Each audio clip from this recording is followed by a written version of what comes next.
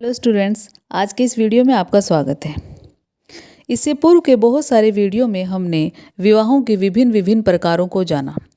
हमने जाना कि जनजातीय समाज में कितने तरह तरह के विवाह प्रचलित हैं, जो सामान्यतः देखने और सुनने को नहीं मिलते हैं। इसी प्रकार के विवाहों के क्रम में आज हम एक नए विवाह को जानेंगे। आज के इस वीडियो में हम जानेंगे दामाद विधवा सास विवाह, यानी कि जब कोई दामाद अपनी विधवा सास से विवाह कर लेता है तो इस प्रकार के विवाह को दामाद विधवा सास विवाह कहा जाता है। इस प्रकार का विवाह मात्र सत्तात्मक परिवारों में देखने को मिलता है। भारत में मात्र सत्तात्मक गारो जनजाति में इस प्रकार का विवाह देखने को मिलता है। इस प्रकार के विवाह में दामाद विवाह करके विधवा सास की संपत्ति पर अधिकार प्राप्त कर लेता है। विवाह चाहे कितने भी प्रकार का हो, एक इस प्रकार के विवाह जो सामान्यतः हमें देखने और सुनने को नहीं मिलते, उन सभी में मुख्य उद्देश्य हमने देखा है एक ही होता है, संपत्ति को प्राप्त करना।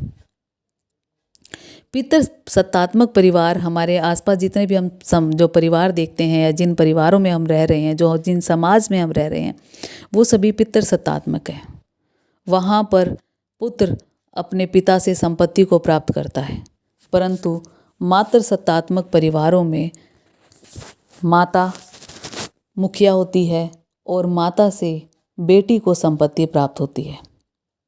तो इस प्रकार के परिवारों में यदि कोई महिला विधवा हो जाती है तो उसका जो दामाद है वो उसके साथ शादी कर लेता है ताकि उसकी सास की सारी संपत्ति उसे मिल जाए।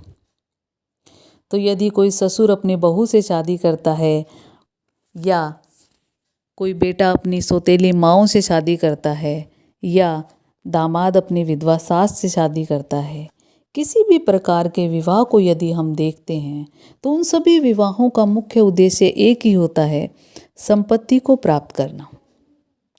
इस विवाह का भी मुख्य उद्देश्य होता है दामाद द्वारा विधवा सास की संपत्ति को प्राप्त करना। यानी कि विवाह जैसे ही होता है उसकी सारी, क्योंकि जैसे ही विवाह होता है वह उसका पति कहलाने लगता है और सास की जितनी भी संपत्ति होती है, जितना भी धन होता है, जितना भी सोना चांदी होता है, घर होता है, खेत होता है, वो सारे के सारे उसके दामाद के अधिकार में चले जाते हैं। मात्र सत्तात्मक परिवारों के अंदर एक नियम होता है कि संपत्ति की जो उत्तराधिकारी होती है वो उसकी बेटी होती है। तो जितनी भी माँ से जो सरनेम मिलता है, माँ से जो नाम मिलता है, माँ से जो संपत्ति मिलती है, वो सभी की सभी बेटी को मिलती है। तो यदि जब बेटी को सब कुछ मिलने के बाद भी कुछ संपत्ति जो है वो माँ के पास रह जाती है और उस स्थिति में यदि उस महिला के पति की मृत्यु हो जाती है तो उन समाजों में यह माना जाता है कि ये संपत्ति उस घर से बाहर नहीं जानी चाहिए, इस संपत्ति पर किसी और का अधिकार नहीं होना चाहिए, वह महिला विधवा नहीं रहनी चाहिए, क्योंकि वहाँ पर विधवा रहने को उचित नहीं माना जाता, अशुभ माना जाता है। तो इन सब चीज़ों को ध्यान में रखते हुए वहाँ का समाज यह कोशिश करता है कि यदि वो महिला जो कि एक माता है विधवा हो जाती है तो उसके दामाद के साथ उसकी शादी कर दी जाती है। यदि इस प्रकार की शादी कर दी जाती है तो उसके पास जितनी भी संपत्ति होती है, जितना भी धन होता है, वो सारा अधिकार उसके दामाद को मिल जाता है। यानी कि सारी संपत्ति, सारा धन, खेत, मकान, जमीन, पशु, सब कुछ उन्हीं के घर में रह जाता है, कहीं बाहर नहीं जाता है।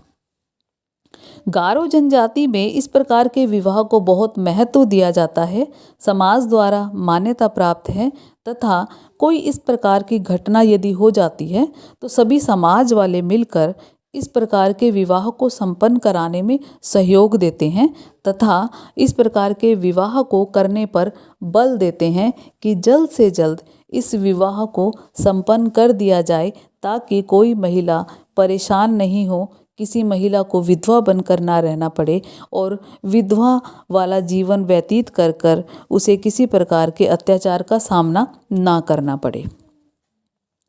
यदि हम सामान्य भारतीय समाजों की बात करते हैं, विभिन्न धर्म के समाजों की यदि हम बात करते हैं तो इस प्रकार के विवाह देखने को और सुनने को नहीं मिलते हैं। इस प्रकार के विवाह को उचित भी नहीं माना जाता है। हमारे यहाँ पर एक विवाही की प्रथा प्रचलित है। यदि दामाद अपने सास से शादी करता है तो वह एक से अधिक विवाह वाला व्यक्ति हो जाता है, यानी बहुविवाह उसके हो जाते हैं। परंतु वर्तमान आधुनिक समाज में, हिंदू धर्म में, सिख धर्म में, सभी के अंदर एक विवाह की मान्यता दी गई है। तो वहाँ पर इस प्रकार के विवाह को उचित नहीं माना जाता है। वहाँ पर इस प्रकार के विवाह को अच्छी नज़रों से नहीं देखा जाता, इस प्रकार के विवाह को नकारा जाता है, मना किया जाता है। परंतु जनजातीय समाजों में, और वो जनजातीय समाज जहाँ पर मातृसत्ता है, जहाँ पर माता मुखिया मानी जाती है, उन परिवारों में, उन जनजातियों में इस प्रकार के विवाह को मान्यता दी जाती है, महत्व दिया जाता है। वो समाज चाहे भारत में हो या अन्य देशों में, सभी प्रकार के मातृसत्तात्मक जनजाति जो भारत की हैं या अन्य देशों की हैं, सभी में इस प्रकार के विवाह को मान्यता दी जाती है और इस प्रकार के विवाह वहाँ देखने को मिलते हैं। अंत में, यदि दामाद अपनी विधवा सास के साथ विवाह करता है तो इस प्रकार के विवाह को दामाद विधवा सास विवाह कहा जाता है। धन्यवाद।